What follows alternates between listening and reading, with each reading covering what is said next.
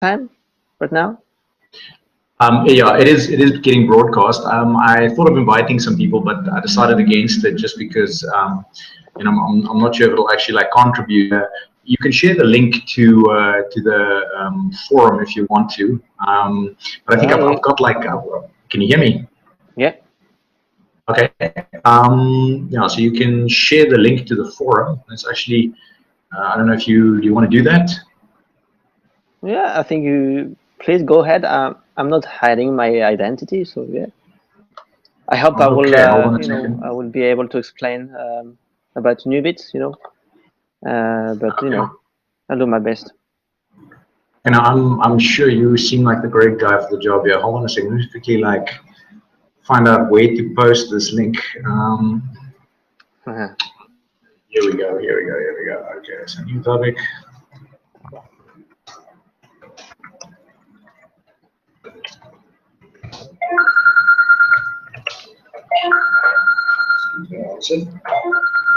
Sure. Okay, hold on a second.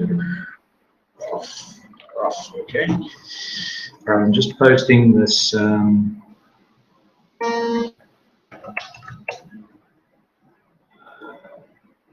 By the way, it's the first time for me to to have a video interview, so I'm a little bit nervous, but it's a great opportunity. I'm sure you'll be fine. No, I definitely think there's a lot of information about the. Hold on, quickly throw it on the new Reddit as well. So if anybody wants to join us at the moment, they're more than welcome. Okay, hold on. Sorry, give me 1 second to share this. By the way, I am half French, half Japanese, so please excuse my accent, in my grammar. I'm not a native speaker in English, so Well, neither am I. So so really? if I forget words and stuff, yeah, no, I'm Afrikaans. So okay. Where did this link go to? Hold on, where did it disappear? Okay, there we go. All right, now I'm actually like Afrikaans, so I'm from South Africa. So English is my second language as well, which is my excuse for why I make grammatical mistakes on Reddit. That and I type on a phone. Really, like I think the way to sound like somebody who has English as a second language is to type on your phone. I think it'll make anybody sound extremely stupid. All right, well I think we can kick off basically. So yeah, why don't you introduce yourself, Pascal? Yes, so my name is PASCAL HAMONIC. I'm 35 years old, and right now I'm living in Japan. I've been living here for more than 10 years now. Basically, I run a small recruitment agency in Tokyo. I'm specialized in software engineers. But I have a background in computer science and also electrical engineering. I studied both university and in France and Japan. And recently I just we released recruiting service for specialized for the blockchain industry in Japan, because it's picking up and more people are excited about that. And actually Japan has a great Bitcoin exchanges with a lot of funding, so people are very excited. So we'd like to contribute to this industry, Okay, and so you specialize specifically then in basically in recruitment for blockchain technologies for companies. Yeah, recently, yes, we released a service dedicated to this industry in Japan. Yeah, because we believe that it will become very big. Okay, well, take a moment and self-promote that a little bit. Sell that for us a bit. What services do you guys then offer for? Just recruitment. It means we are asked by clients to look for certain type of people, especially engineers, and we introduce them. And if we are successful, we get a fee. So it's very basic business model, but very exciting to do. We've been doing recruiting in Japan for like 9 years, so we are very used to this industry. Okay. So yeah, Okay. we started with the engineers, like IT engineers, web engineers, but recently we focused on blockchain. Okay. Okay. And tell me something. How did you like? What was your introduction into all things Bitcoin and blockchain and cryptocurrency? How did you get involved and hear about it Right, originally? right. We started to be really interested in that back in September 2013. You know, the 2013, you know, the Bitcoin prices, you know, has really increased. So it was very remarkable. So I got interested in that. But what really, you know, got me interested is the fact that, you know, we could create a decentralized currency and ultimately a decentralized, you know, financial system. Because you know, I always wondered why, you know, banking industry had so much power, you know, and I always wondered why people couldn't, you know, didn't have the right basically to issue their own currencies, you know, and cryptocurrency, you know, the blockchain, the Satoshi, you know, what Satoshi came up with, basically gave us the ability to create our own currencies, you know. So I thought it was very Okay. powerful, and I believe that you know, people should have the right to create their own currency and you know, manage that. Okay. Okay. So you basically got involved on the price spikes with Bitcoin, obviously at the end of 2013. You know, I've always thought that you know, the interesting thing about the price spikes, despite normally everyone starts going, oh, no, the price doesn't matter. They get very philosophical. The price doesn't matter.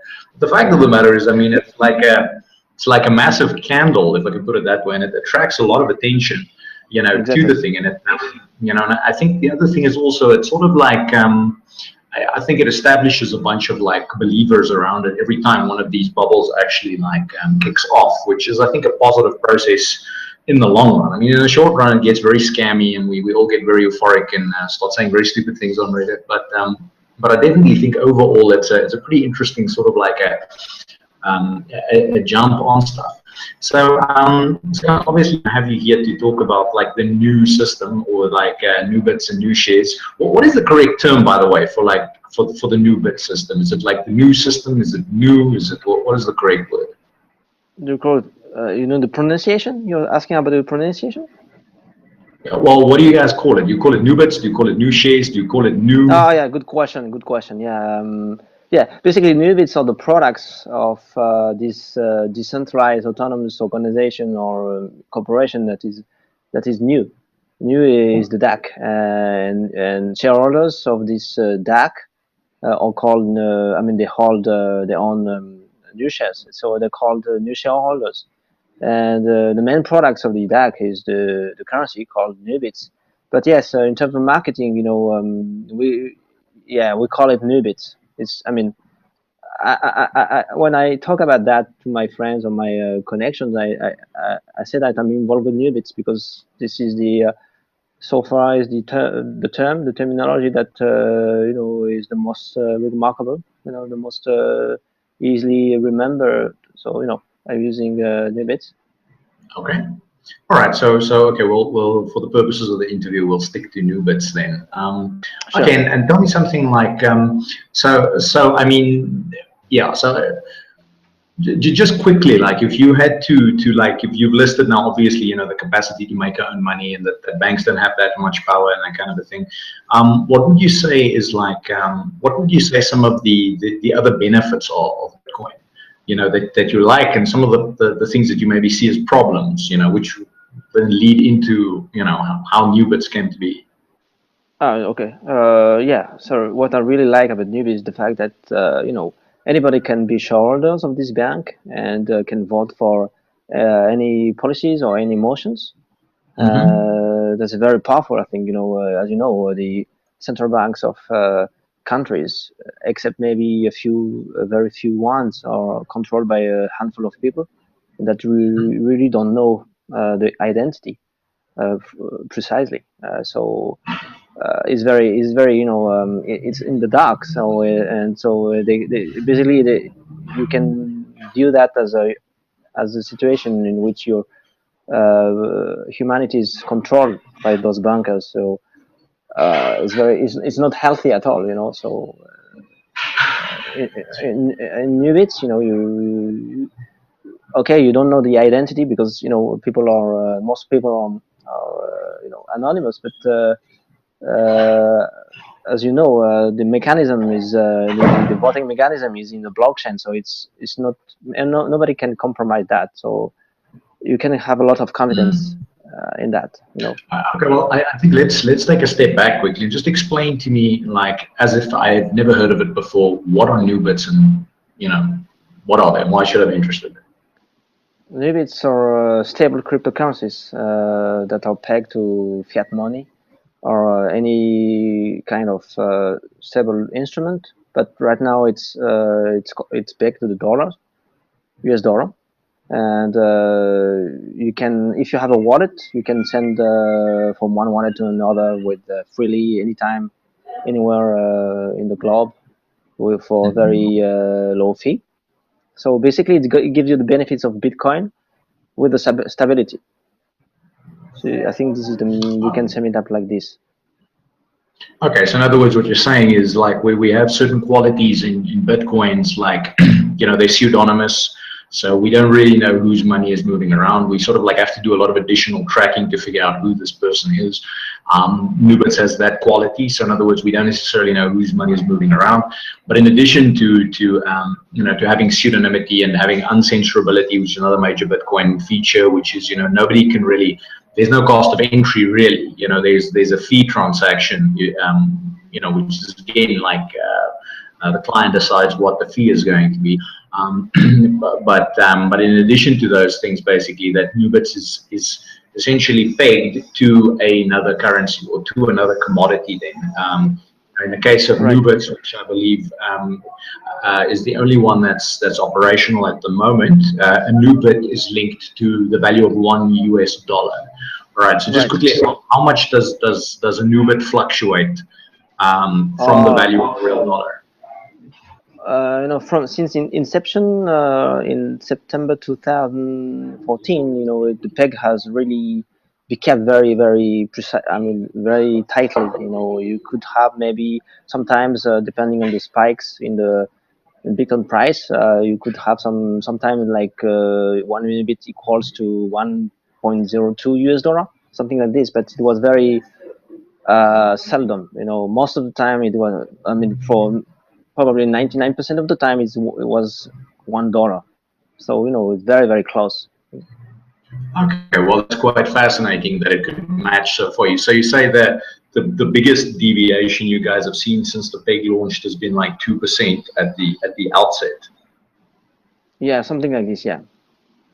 Okay. Okay. And tell me something like how. Okay. So explain to us the process. How is it possible, you know, that this thing, which is obviously not a dollar. I mean, you guys, I'm correct in saying that you have, there's nobody who holds reserves for Nubits. There are some reserves actually. Right now, the reserves are around exactly 15% of the Nubits in circulation. But those reserves are held in a decentralized fashion. Okay, so in other words, there are some decentralized pockets of people who have committed in some fashion to holding dollars so that they can redeem Nubits for actual dollars. Yes, yeah. I mean, yeah. It comes from the proceeds of the sales of the Nubits. Yes. Okay, so can you explain to me? Can you basically explain to me how the peg works? I mean, let's take it from I know nothing about how the peg works, and we've got to explain this to you know, to your basic like 20+ professional. How do you maintain $1? Oh, yeah, the peg is maintained by basically maintaining big walls, big cells and byte walls, and in the exchange that accept Nubits, so that, you know, if someone wants to sell 1 Nubit for more than $1, he wouldn't be, or she wouldn't be able to find sellers, because there would be always someone that would be willing to buy $1. Okay, so I mean, again, let's just let's explain, like, for the sake of people who maybe have no idea what a sell and a buy wall is. You know, how are prices determined for commodities typically? Basically, you know, if you go to, for example, the main exchange right now that accept Nubits, or you know, handle Nubits, it's called Poloniex. You would find a very big wall, a very, you know, a very big order of Nubits, sells Nubits, and a very big order in the buy side as well. So if someone wants to sell one Nubit for the equivalent in Bitcoin, he would be always be able to find a buyer. Okay, well, let me do a quick screen share here, and then all right, and then I can just show people this. Present everyone. Hold on a second. All right, can you see this? This is the price chart in Bitcoins for a Nubit. Can you see it on your side? No. Hold on a second. Okay, got it, yeah. Okay, all right, there's just a bit of lag. Unfortunately, I don't have that nice Japanese internet over here. All right, okay, so here basically we have a, here we have the price chart for a Nubit. Now that doesn't look stable, but this is actually the instability points, correct? This is as the Bitcoin price fluctuates. This is like an Bitcoin. Right, so if we go down a bit, all right, just for the sake of people who don't understand how these things work, prices are pretty much determined by buyers and sellers. So some people hold the security and they sell, they then basically put up a offer to sell the security, which Poloniex actually like lists quite nicely for us here. And other people who hold fiat, they put up some buy orders, and they put up the, you know, they basically put up offers to buy on the other side. All right, so we'll see here. Can you see the buy wall there? It's very difficult to see it on my. I can't see the exact figure, but you know. Okay, all right. So basically, just for the sake of people who'll be watching this, so basically here we see this massive like trench here around what is currently 0.00. I think it's 629, which is effectively you know, $1 worth of Bitcoin. All right, and so the Nubit system effectively works by making sure that there are people on both sides of the buy and the sell. All right, okay, so now we've explained that to folks. Just quickly stop that. All right, so can you explain to us how that happens? You know, how is it basically that buy wall actually, like the buy and the sell walls keep moving, you know, specifically to $1? What mechanisms are built in? Yeah, so there is a thing called Nubot, which is a trading bot, software bot that keep tracks of the price of the bits in terms of Bitcoin, and will shift automatically the walls depending on the fluctuation that you have in Bitcoin price. Okay, so in other words, there's a trading bot that that automatically does that. Okay, but I mean, to get those things there, you obviously need a lot of money. So how is that money injected into the system? To get the developer to develop the thing. Yeah. So how is it that who's actually on the buy and the sell side of that, and how did they get money to make the buy and the sell side? Why isn't it just a free floating thing? Yeah. So basically the walls are maintained by liquidity providers that are incentivized to do the job. Yeah.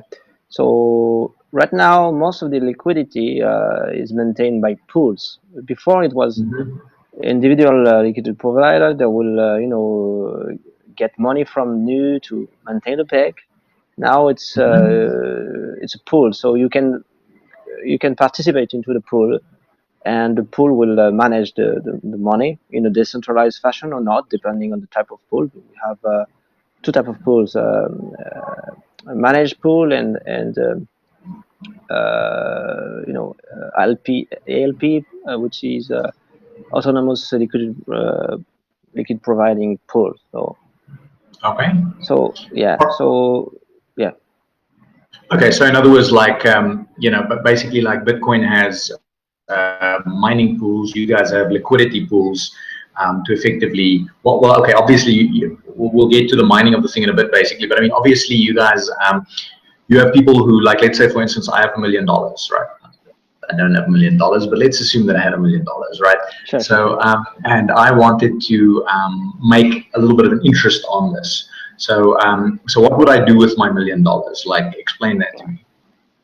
If I wanted to buy liquidity, what would I get out of it? Yeah, if you're willing to take some risk, for a certain turn, then you will be, let's say, you will put this $1 million in one of the pools, and you will get some reward for this risk. But so depending on the pool that you participate into, you would get between let's say 5 and 10% a month. But it's not for sure, because it depends on the volatility of Bitcoin. So you really, if you really want to make sure that you will get some reward, you will have to hedge the liquidity, the Bitcoin price. In my case, I once participated into a pool, and it was positive for me, but it was like maybe 2% instead of the expected 7%, because of the volatility of Bitcoin. 2% over what period? Yeah, for 1 month. In my case, it's just my my own experience. But okay, well, that's still an incredible return. Yeah, but it could be much better for people that are able to hedge at the same time. And if you really want to have, if you're willing to take more risk, then you would get maybe 10%, depending on the pool. So there is a managed pool called New Lagoon, and inside you have 3 possibilities depending on your risk profile. I mean, the risk that you're willing to take. So you can get like 10% or 7% or maybe something like 2%, depending on the risk. Okay, so New Lagoon is basically one of these automated pools. No, it's actually a managed pool. So basically, you will entrust your money to the pool provider, and so you will basically give the money, and he will manage that. And automatic liquidity provider pool, you don't need to entrust anything. You will run the bot yourself, but you will get the reward from the pool. Okay. So basically, so that's one of the ways that people do that thing. So to recap, basically, is if I had this $1 million, I would essentially just walk me through that process. So if I had $1 million, okay, you say that on the one hand I can just go to one of these managed pools, so there's no need for the new shareholders to vote on anything. I can just do business with what do you call it, Lagoon? New Lagoon, yeah. So let's say that you might want to entrust this $1 million to New Lagoon, so you will send this $1 million to New Lagoon, and every week you will get a reward from that. And I think every week you will be able also to withdraw this money, but you have to entrust, so it could be risky. On the other hand, you can run the bot yourself, so you just need to send this $1 million to the exchange itself, to your account, and then connect this account to the pool, which would verify the fact that you basically contributed to the peg every let's say every second. You will there is a mechanism that to verify that. Okay, and then tell me something else. Basically, what are the roles of the new shareholders, right? Because I understand that there are some other ways that that they can vote for. I believe you call them endowments, basically, where they create Nubits from pretty much nothing, and they then give them to people who actually have who have some sort of a plan to expand Nubits. Like, if I understand that correctly, like let's say for instance somebody said, okay, well I want to run a managed Google AdWords campaign, and they say, listen, I want $5,000 to run this thing, and this is what I'm going to do, and these are the audits I'm going to get in. Is that typically the type of thing that those endowments would get paid out for? Yeah, exactly. I mean, we as a, you basically you can we could vote for anything, anything that can be described by by a text piece of text, and then you will get a hash of that text, and you will put the hash inside the client.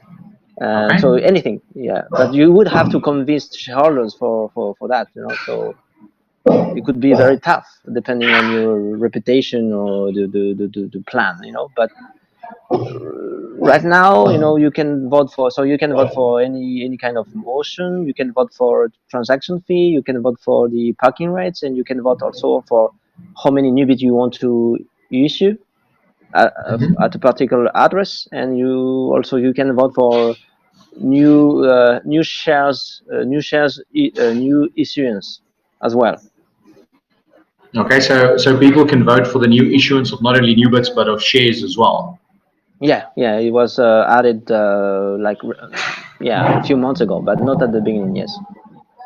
Okay, all right. So at the beginning, that element of things did not exist. Okay, and tell Exactly. me something else. Like what? Okay, so the one mechanism by which this peg is maintained is by liquidity pools. So in other words, if I have a lot of money, I can I can participate in the way we just described. Okay, so another way that at least on the supply side, more money can come in is by let's say argument's sake, like we said, now I want to run an ad campaign to make people more aware of Nubits, argument's sake, or I want to write an iOS wallet or something to that effect that doesn't exist yet in the ecosystem, that that people can then effectively, that the new shareholders can then vote, they can, and then new bits are issued on that side, and that's how supply comes in. As I understand it, I mean, obviously on the demand side, how do we, I know you guys have basically have a thing where you vote on interest. Can you explain the interest mechanism for me, please? Yeah, interest is I mean, yeah, it's the parking rates, right? So I think you must be Mm-hmm. talking about the parking rates, right? So yeah, so in times of decrease of the demand, so we we would need to basically park to make people park their Nubits for a while, so that we could replenish the buy walls, basically. Okay. So, So okay, so just so the parking process is effectively like, let's say I have no interest in Nubits really, but then I see, hey, wait a minute, if I buy Nubits and I park them, I can get 20% a year interest basically, or whatever the case may be, right? So sure. so then obviously that's some demand that would then be created, because then I'd go, okay, well, I have some Bitcoins, they seem to be declining in value, or they seem to be flat, or whatever the case may be. I've got this price volatility risk. How about I just take my Bitcoin, I transfer it to dollars, and I go park that. At least I now know I'll have X amount of Nubits at the end of the day. Okay, so that's kind of like the process then. So in other words, if what happens is if the basically if the demand wall, if you see that that's dropping, then you guys can vote to increase the rates for parking, and then basically you'd have this interest from people who want to gain interest, which would push that wall back up. Is that about correct? So sorry. Yeah, can you say it again? Sorry, I didn't catch the last sentence because. Okay. Well, basically, what I'm just saying is that obviously, okay, so we have our buy wall and our sell wall, and the thing is, effectively, when we see that the demand is dropping, right? When the new shareholders see that, okay, wait a minute, there don't seem to be as many buyers anymore as there was previously. Sure, Then sure. they can vote on parking rates, which then creates interest from people because they're seeking interest on their money. Sure. And then what would happen is like people would convert their Bitcoins to Nubits, they would park the Nubits basically, right? So that takes those Nubits out of circulation for a while and creates a temporary spike in the demand side. Is that correct?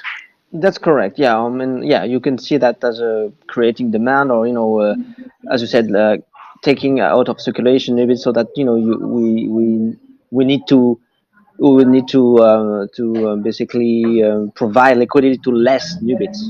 So Okay, and tell me something else, right? So on the, I mean, yeah, I mean, on the one hand, I think that's a very brilliant idea, but on the other hand, I mean, I see the concern here that that what might end up happening basically is that how do you guys manage the fact a whole bunch of people get very interested in Nubits, right? So they start to build Nubits, they start to acquire Nubits, they start to get a whole bunch of things. And then for whatever reason, there is an outflow of this, right? So people want their money, they want their money in gold, they want to like go spend it, they want to do whatever needs to be done.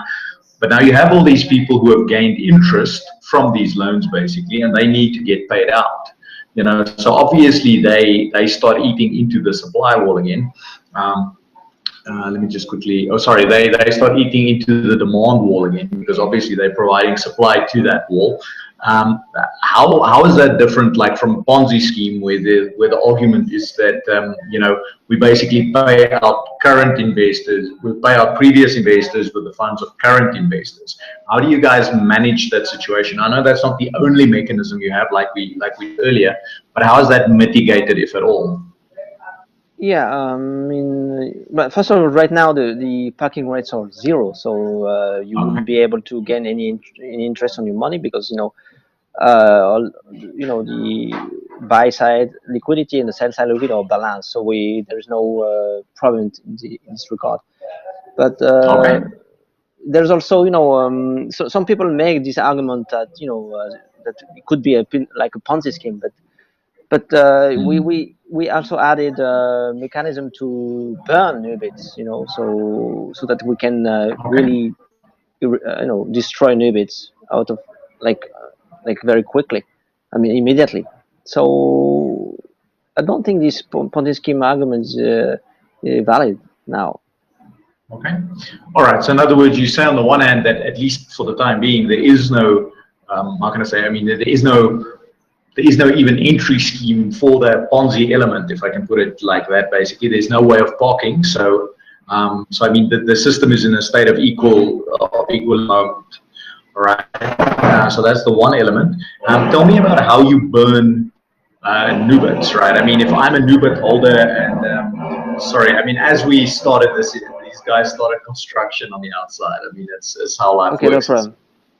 By the way, your pic is, I mean, your video has frozen, so. Oh, has it frozen? Okay, hold on. Yeah, I can see only your static face. Okay, well, maybe I'm just not very expressive. Okay. Oh yeah, but yeah, it is lasting for like 1 minute, so you know. Oh, okay. But anyway. Well, all right. Okay. Well, let's. Yeah, we can give it a quick second, see if it comes back. All right. But just so to get back to the question, basically. Sure. If I. All right. So how do we burn Nubits? I mean, if I hold Nubits, like let's say I'm you know, I was a very successful dark market drug reseller. You know, and I put all my money into Nubits, and I mean, do you guys burn my Nubits? You know, or how do you get rid of the Nubits? Basically, there is there's a command inside the client in which you can specify, you know, a huge fee, transaction fee. So that would be, let's say that you want to burn 1 million Nubits. Sorry, can you hear me? I can hear you fine. Can you hear me? Okay. Yeah. Okay. So let's say you want to burn 1 million Nubits. You would I think I never done on myself, but I think it's you would just need to burn you specify 1 million as a transaction fee. Okay, so in other words, if you wanted to burn 1 Nubits, you can say 1 Nubits as a. Okay, but who decides on that burn? Do the new shareholders? Yeah, you can do that on your own money if you want, but it's totally, of course, stupid. But yeah, if it's the decision taken by the shareholders, then someone will be elected to do that, and he would do that, and he would just show the result of the transaction to prove that he or she has done the thing. Mm-hmm. Okay, so just a question. To basically burn Nubits and get new shares instead.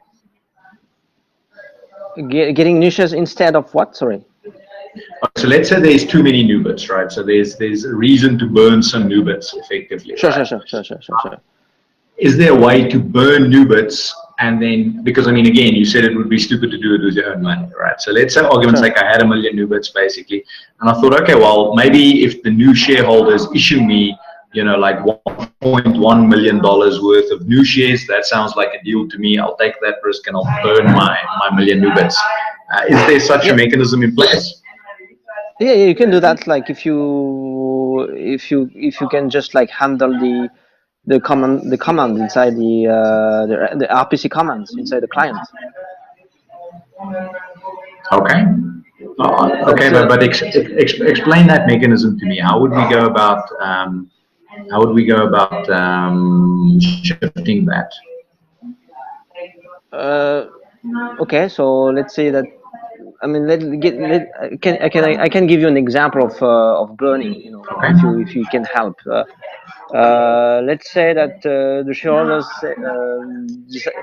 think that there is too many Nubits in circulation, so they will basically, for example, they can issue new shares on the market, and then I mean, one elected custodian will do that, right? So, and then he basically with the proceeds, he would get some proceeds in let's say in BTC, in Bitcoin, right? And then he would go to the market and buy Nubits from with this BTC, and get the Nubits and burn them. Okay, and then he'd be compensated with new shares. Not necessarily. I mean, he can be paid with new shares or Nubits or anything else, I think. But yes, new shares is one possibility. Yeah. Okay. All right. So the next question I have basically is that, as I understand, though, this community sort of like started off from the Peercoin community, right? So it's obviously Peercoin's major innovation, although it's a very contentious topic, it seems, is that they use proof of stake instead of proof of work. So so effectively, what happens is that the economic majority, sign off on blocks, and that is effectively how we reach consensus. Is whenever the majority of the money basically says that this is the order in which transactions happen.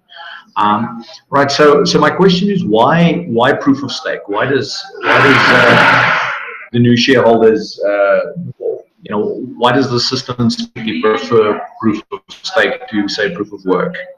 Sure, good question. Yeah, I mean, I'm not the inventor of futures, of course, but it's actually Jordan Lee.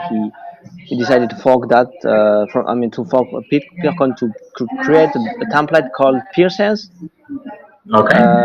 PeerShares is basically a template to create any type of, to create a DAC, decentralized autonomous corporation, in which the stake that you can find in Peercoin, right, would be equivalent to owning shares, in a company or corporations, and by holding this stake, you will be able to mint, and when you mint, you get some rewards in those shares, right? So.